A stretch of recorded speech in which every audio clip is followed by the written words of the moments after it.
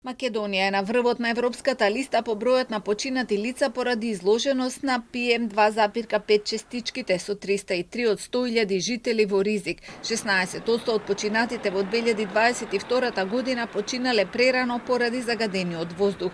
Висок е и процентот на лица со мозочен удар како директна последица на загадувањето. Добар воздух имаме најмногу 1,5 месец во годината и тоа само во Кучани и Миладиновци, потоа по половина месец во Охрид и на периферијата на Битола.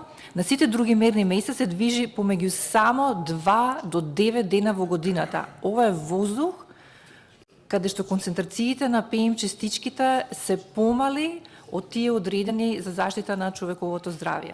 Екоактивистите велат дека најголем извор на загадување е сиромаштијата, односно грејењето на дрва и токсични материјали, но и рек Битола е детектиран како еден од најголемите загадувачи. Оджаците Б1 и Б2 и Битола Б3 емитувале 69.998 тони, односно 29.067 тони на сулфур диоксид, што е 10 пати повеќе од нивните индивидуални и дозволени граници. Еден од најголемите локални проблеми пак е немањето на еколошки инспектори. Законот дозволува меѓуопштинска соработка, но таа во пракса не се применува. Грижата се очекува на државно ниво, а таму има само 14 еколошки инспектори. Екомафијата се служи со секакви методи за да ги замолчи екоактивистите кои пак наоѓаат вина во сите досегашни влади.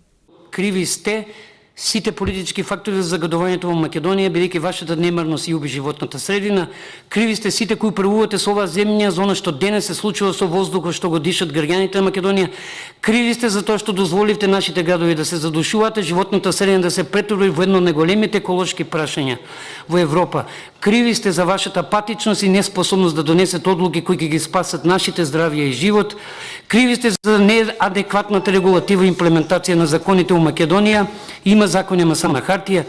Од на млади правници имаат поднесено 2 тужби во судовите во Скопје и Битола против владата град Скопје, Министерството за животна средина и општина Битола, како и постапки за загаден воздух, диви депонии и неправилно управување со отпад. Сите се отфрлени, а една е пред судот во Страсбур. За жал, судската практика кај нас не предвидува ефикасна правна заштита на човековите права како резултат на аерозагадувањето.